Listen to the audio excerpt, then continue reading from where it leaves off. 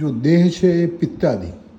હવે જો તમને થોડો જ્યોતિષમાં રસ હોય તો પેલા મેષ વૃષભ મિથુન કર્ક એમ જે ક્રમની રાશિઓ હોય છે એમાં પિત્ત, વાત, સમ અને કફ એમ ક્રમમાં બધી રાશિઓ ચાલતી હોય છે. જે તત્વ જે છે એ આકાશ આદિ છે. આકાશ, વાયુ, અગ્નિ, જલ અને પૃથ્વી તત્વ. હવે એ જે તત્વો છે એનો તમે સંબંધ જોશો તો ગુણાદિ જોડે આવે છે. એ સત્વ, રજઃ, તમઃ આ જે ગુણો છે એના જોડે સંબંધ એમનો આવતો હોય છે.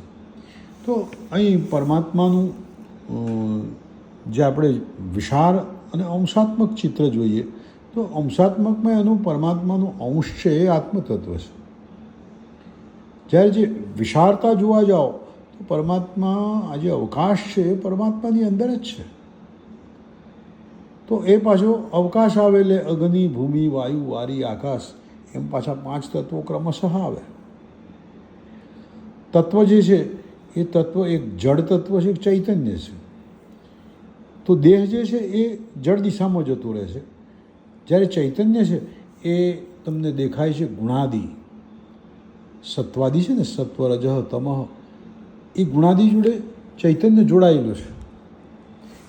હવે જે પરમાત્માની જે બહિર્ગત જે આપણે માયાને જોવા જઈએ કે અંતર્ગત માયા જોવા જઈએ તો જે તત્વ આવે છે એ બહિર્ગતમાં આવે છે, અંતર્ગતમાં આત્મતત્વ છે.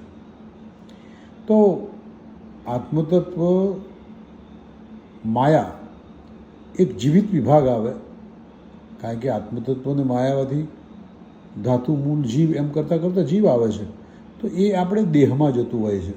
જ્યારે જે તત્વ જે છે એ તત્વને ઊંડાણમાં જોવા જાઓ તો ક્રમશઃ પૃથ્વી ક્યાંથી આવી તો જલમાંથી આવી, જલ ક્યાંથી આવ્યું તો અગ્નિના લીધે આવ્યું, અગ્નિ ક્યાંથી આવ્યું વાયુના લીધે, વાયુ ક્યાંથી આવ્યું અવકાશથી, અવકાશ ક્યાં છે પરમાત્મામાં.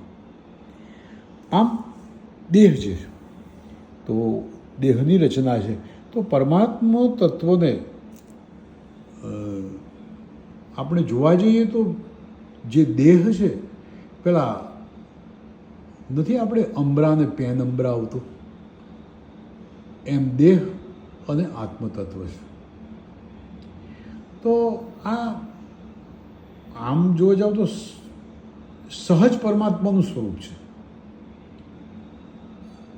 તો પરમાત્માનો અંશ આત્મતત્વ, દેહ એ પ્રકૃતિમાંથી આવ્યો, પંચતત્વોમાંથી. આમ સૃષ્ટિ એક અદ્ભુત રીતે ચાલી રહી છે. તો દેહ તો પ્રકૃતિ માતાનું એક સાધન છે. આપણે તો કેવલ જે બન્યા છે સાક્ષી છે. એટલે બહુ સરસ એક શ્લોક છે, સાક્ષી ભૂતોંતરાત્મા દેહે સર્વમદીયે યદિ વસતિ પુનઃ તીર્થમન્ય કિમ અસ્તિ.